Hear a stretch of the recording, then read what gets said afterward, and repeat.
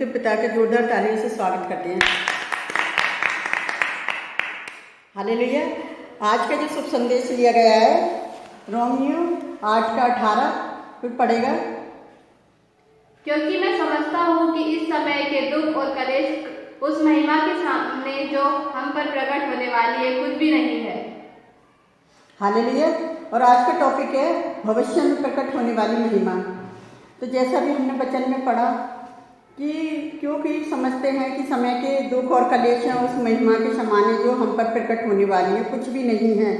अगर हम 23 में देखेंगे तो उसमें लिखा है, और केवल वह ही नहीं पर हम भी जिनके पास आत्मा का पहला फल है आप ही ये अपनी में जैसे अपनी देह की छुटकारे की बाँट जोते हैं।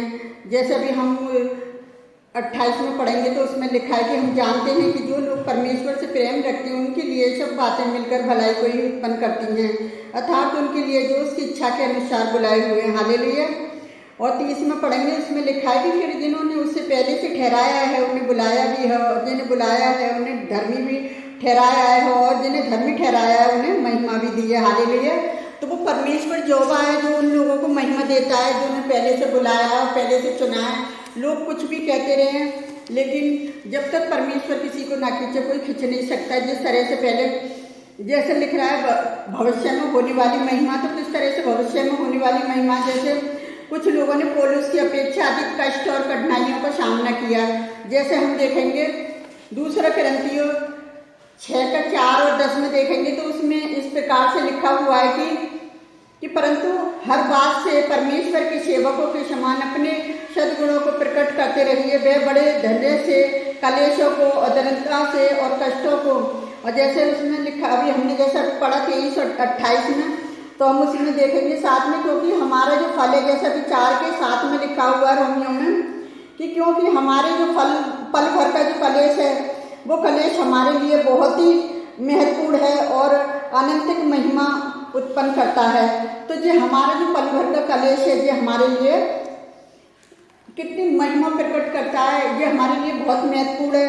जिस तरह से अभी हम जैसे वचन में लिखा पढ़ेंगे यूहन्ना 3:2 में लिखा है कि उसने रात को यीशु के पास आकर उससे कहा, हे रबी, हम जानते हैं कि तू परमेश्वर की ओर से गुरु होकर आया है, क्योंकि कोई इन चिन्हों को जो तू दिखाता है यदि परमेश्वर उसके साथ ना होता तो नहीं दिखा सकता। हालेलुया।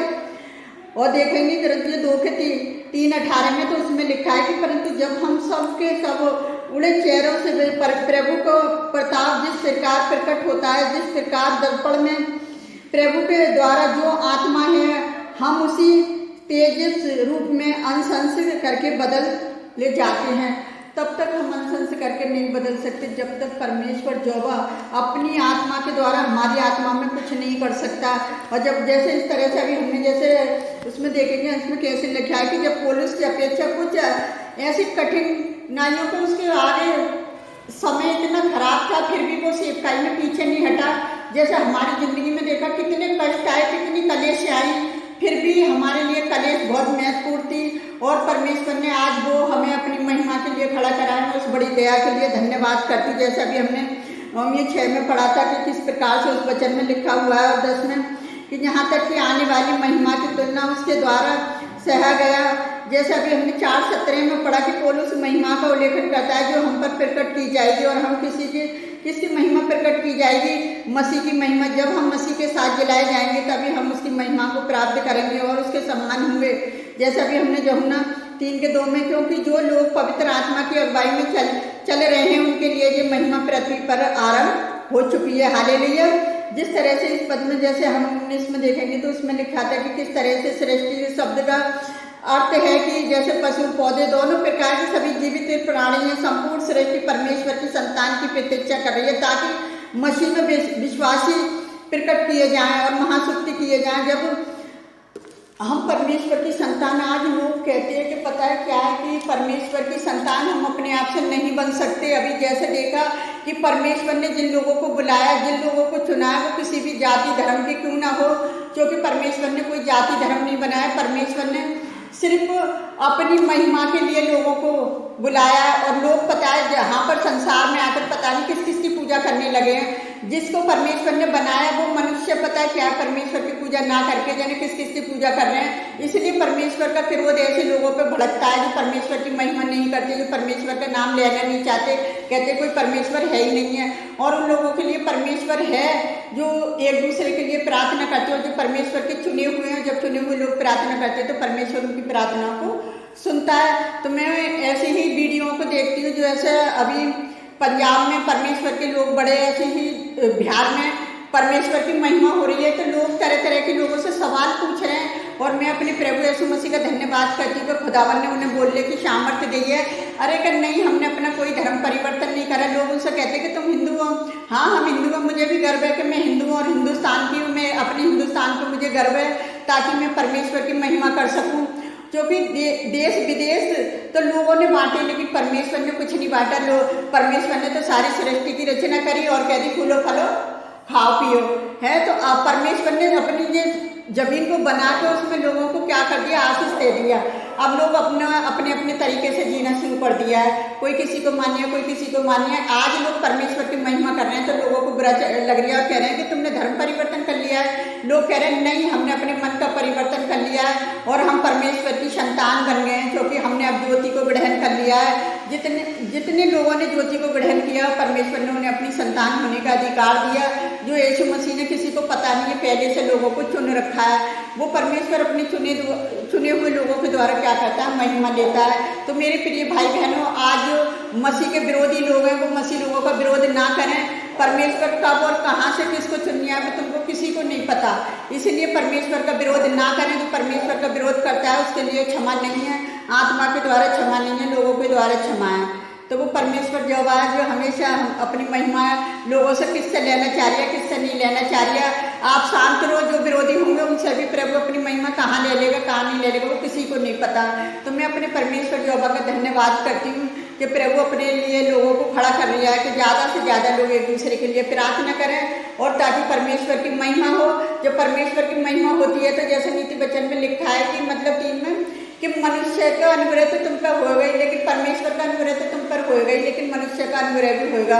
तो ऐसे ही जब बड़े बड़े काम लोग करते परमेश्वर की महिमा होती है तो लोगों की भी महिमा होती है कि देखो कितने बड़े बड़े काम कर रही है। आज कोई भी प्रभु का दास दासी है वो अपनी मर्जी से कोई काम नहीं कर रही है, क्योंकि पवित्र आत्मा उनसे अपनी महिमा ले रही है और पवित्र आत्मा काम करा रही है। क्योंकि भविष्य में होने वाली महिमा को कोई नहीं जानता, सिर्फ परमेश्वर ही जानता है वो किससे कहाँ अपनी महिमा ले ले। हमें भी नहीं पता थी कि हमसे प्रभु अपनी महिमा कहाँ ले लेगा। हम तो खुद ही इतने कलेश और संकटों में फंसे हुए थे, हमें पता नहीं थी कि ये हमारा पलवर का कलेश जो हमारे लिए इतना महत्वपूर्ण है कि परमेश्वर हमें कहाँ चुनेगा, कहाँ हमें सेवकाई के लिए लेके जाएगा।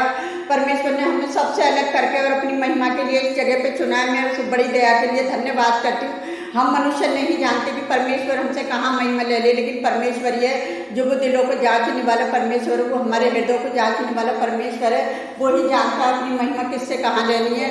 तो मेरे प्रिय भाई बहनों, मैं उन विरोधी लोगों से भी कहना चाहती हूँ कि वो किसी का भी विरोध ना करें। जो लोगों का विरोध करते हैं वो परमेश्वर का विरोध करते हैं और परमेश्वर कहाँ पलटा ले ले कोई पता नहीं है। परमेश्वर के हाथ में पड़ना बड़ी भयानक बात है।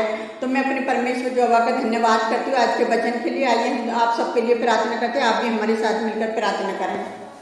Hallelujah hallelujah. धन्यवाद धन्यवाद राजाओं के राजा प्रभुओं के प्रभु, धन्यवाद करते प्यारे पिता परमेश्वर जो भविष्य में होने वाली महिमा आपने लोगों के लिए दी है कि ताकि लोग प्यारे आपके नाम को महिमा देने पाए प्यारे पिता परमेश्वर। और आपने लोगों को चुन के प्यारे पिता परमेश्वर अपने चुने हुए लोगों के द्वारा जो आपने संसार में महिमा प्रकट की है पिता, बहुत सारे लोग बचाए जा सकें प्यारे पिता परमेश्वर। जितने लोग आपको जानते नहीं है कि यीशु मसीह कौन है, आपने अपने बेटे को भेजा कि उसने अपने आप को बलिदान कर दिया सारी मानव जाति के लिए कि उसके कोड़े खाने से लोग चंगे हो जाएं, उसके लहू के द्वारा शिफा पाएं, उसकी सूली की मौत से वो जीवन पाएं और बहुतायत का जीवन पाएं, उसके तीसरे दिन जी उठने में से प्यारे पिता परमेश्वर। तो अपने कि आप सहायता मदद करें, जितने लोग प्रार्थना करते हैं और हमारे साथ प्रार्थना में शामिल होते हैं खुदावन, आप उनकी भी सहायता मदद करें कि हमारी वीडियो को देखना उनके लिए भी व्यर्थ न जाए। उनकी जैसी भी कोई परेशानी समस्याएं वो आपके सम्मुख रखते हैं खुदावन, तो हम उनके लिए प्रार्थना करते हैं प्यारे पिता परमेश्वर। आप उनकी सारी समस्याओं से जो परेशानी है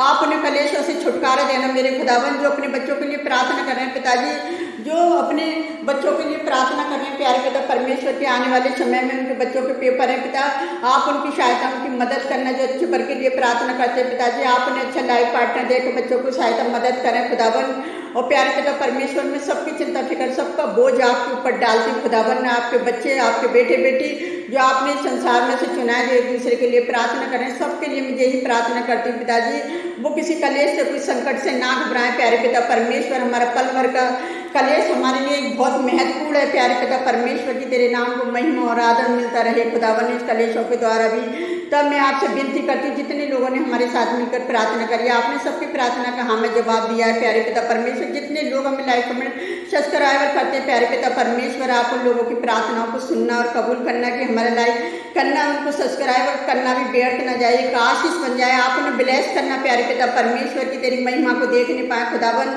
और जो हम नया नंबर डालने वाले प्यारे पिता परमेश्वर, उस नंबर पर वो बात करें प्यारे पिता परमेश्वर, वो अपनी समस्याओं के बारे में बात करें, कि फालतू बात ना करें खुदावन, कि आपके नाम को महिमा मिल सके उस नंबर के द्वारा प्यारे पिता परमेश्वर, कि आपकी स्तुति आपकी तारीफ हो प्यारे पिता परमेश्वर। आज मैं सारी चिंताएं और उस फोन नंबर को भी मैं आपके हाथ में देती हूँ और उन सब लोगों को भी आपके हाथ में देती हूँ। जितने लोग हमें कमेंट्स करेंगे, हम मन से हृदय के साथ उनके लिए प्रार्थना करेंगे पिता, कि उनकी समस्याएं जल्दी से जल्दी ठीक हो यीशु नासरी के नाम से पिता। और हम क्या मांगे आपसे प्यारे खुदावन, आप तो हमारे मांगने से पहले ही जानते हैं। मेरे सेनाओं की जवाब परमेश्वर, हम सारा आदर महिमा आपको देते हैं, हम जो भी मांगते हैं यीशु नासरी के नाम पर आमीन। प्रभु आप सबको बहुताई से आशीष दे।